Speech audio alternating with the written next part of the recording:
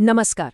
आज बात करते हैं स्वामी विवेकानंद की, लेकिन उनके एक ऐसे पहलू की जिसके बारे में सच कहूं तो बहुत कम बात होती है। ये पहलू है सामाजिक समानता का उनका क्रांतिकारी नजरिया। एक ऐसा विचार जो अपने समय से बहुत बहुत आगे था। तो हमारी ये जो पूरी पड़ताल है वो एक खास लेख पर आधारित है। ये लेख स्वामी विवेकानंद को सिर्फ एक आध्यात्मिक गुरु की तरह नहीं देखता, बल्कि उन्हें एक ऐसे समाज सुधारक के तौर पर पेश करता है जिसने भारतीय समाज की जड़ों में बैठी समस्याओं को समझा और उनका हल भी सुझाया। तो सवाल ये उठता है कि हम स्वामी विवेकानंद को देखें तो देखें कैसे? क्या वो सिर्फ एक आध्यात्मिक संत थे या फिर एक सामाजिक क्रांतिकारी भी थे? चलिए इसी सवाल की तह तक जाते हैं और उनके व्यक्तित्व के इस बेहद जरूरी पहलू को समझते हैं। आज हम उनके विचारों को 5 हिस्सों में समझेंगे। सबसे पहले हम उन्हें एक समाज सुधारक के रूप में देखेंगे, फिर जानेंगे उस बड़ी समस्या के बारे में जिसे उन्होंने भारत का महान राष्ट्रीय पाप कहा। इसके बाद हम बराबरी पर उनके नजरिए, महिला सशक्तिकरण के उनके खास फॉर्मूले और आखिर में आज के दौर में उनके विचारों की अहमियत पर बात करेंगे।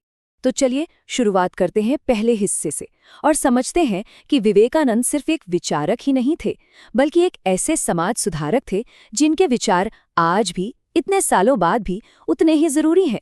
मतलब उनका मिशन सिर्फ आध्यात्मिक ज्ञान देना नहीं था, वो तो भारत का सामाजिक और राष्ट्रीय दोनों स्तरों पर पूरी तरह से कायाकल्प करना चाहते थे। उनका ये मानना था कि जब तक समाज की नींव को बदला नहीं जाएगा, तब तक देश आगे नहीं बढ़ सकता। तो अब देखते हैं कि विवेकानंद के हिसाब से 19वीं सदी के भारत की सबसे बड़ी चुनौती क्या थी।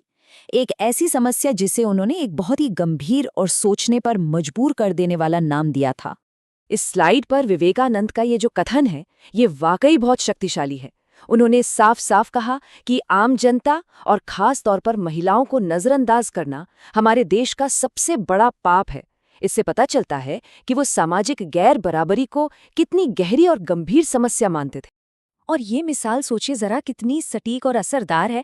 उनका मानना था कि जैसे कोई पक्षी सिर्फ एक पंख के सहारे उड़ान नहीं भर सकता, ठीक वैसे ही महिलाओं को पीछे छोड़कर कोई भी देश तरक्की नहीं कर सकता।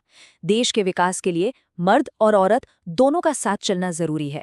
विवेकानंद ने उस वक्त समाज में जो दोहरापन था ना, उस पर सीधा हमला किया। उन्होंने इस पाखंड की जमकर आलोचना की कि एक तरफ तो हम देवियों की पूजा करते हैं और दूसरी तरफ जीती जागती महिलाओं को उनके बुनियादी हक और सम्मान तक नहीं देते। तो ठीक है, समस्या तो पहचान ली। अब बात करते हैं उनके उस शानदार विजन की जो उन्होंने एक नए और बराबरी वाले समाज को बनाने के लिए पेश किया था। ये स्लाइड देखिए, ये उस दौर की हकीकत और विवेकानंद के सपनों के बीच का जो गहरा फर्क है ना, उसे एकदम साफ दिखाती है। जहां एक तरफ जनता का दमन था, महिलाओं को दबाकर रखा जाता था और जाति पाति का बोलबाला था, वहीं विवेकानंद ने सबके लिए आज़ादी, पूरी बराबरी, शिक्षा और देश की तरक्की का एक रोशन ख्वाब देखा। मतलब उनका जो बराबरी का आइडिया था वो कितना बड़ा और सबको साथ लेकर चलने वाला था। वो एक ऐसे भारत की कल्पना कर रहे थे जहां किसी भी इंसान को उसके लिंग, उसकी जाति या उसकी आर्थिक हालत की वजह से कोई खास दर्जा न मिले। उनकी नज़र में हर नागरिक बराबर था। लेकिन सवाल ये है कि इतना बड़ा सपना हकीकत में कैसे बदलता? विवेकानंद के पास इसका एक ठोस, एक प्रैक्टिकल जवाब था: महिला सशक्तिकरण। देखिए, उनके लिए एम्पावरमेंट का मतलब कोई खैरात या दया भाव नहीं था। उनका मानना था कि असली सशक्तिकरण महिलाओं को शिक्षा देने से आता है, ताकि वो अपनी दिक्कतें खुद पहचान सकें और उन्हें हल करने के काबिल बन सकें। आत्मनिर्भरता ही तो असली ताकत है। और इसके लिए उन्होंने एक तरह का 3 स्टेप प्लान दिया। पहला, शिक्षा को बदलाव का सबसे ताकतवर जरिया बनाना। दूसरा, ऐसे सिस्टम बनाना जिससे महिलाएं आत्मनिर्भर बन सकें, अपने पैरों पर खड़ी हो सकें। और तीसरा, जो सबसे जरूरी है, महिलाओं को ये तय करने की आज़ादी देना कि उनकी समस्याएं क्या हैं और उनका हल क्या होना चाहिए, बिना किसी बाहरी दखल। और इस एक बात से सब कुछ साफ हो जाता है। विवेकानंद के लिए महिलाओं के अधिकार सिर्फ भारत का मसला नहीं थे, बल्कि ये एक ग्लोबल जरूरत थी। उनका मानना था कि पूरी दुनिया की भलाई तभी हो सकती है जब महिलाओं की हालत सुधरेगी। चलिए अब आते हैं आखिरी हिस्से पर और देखते हैं कि उनके ये विचार आज हमारे लिए कितने महत्वपूर्ण और प्रासंगिक हैं। ये टाइमलाइन हमें ये एहसास दिलाती है कि विवेकानंद अपने वक्त से कितना कितना आगे सोच रहे थे। जिन सिद्धांतों की वो 19वीं सदी के आखिर में बात कर रहे थे, उन्हें कानूनी शक्ल मिलने में आधी सदी लग गई। और आज भी असल सामाजिक और लैंगिक बराबरी की लड़ाई तो दुनिया भर में जारी है। तो कुल मिलाकर हम क्या कह सकते हैं? पहली बात, विवेकानंद सिर्फ एक संत नहीं, बल्कि एक दूर के सोचने वाले समाज सुधारक थे। वो महिला अधिकारों, शिक्षा और दबे कुचले लोगों के हक के जबरदस्त पैरोकार थे।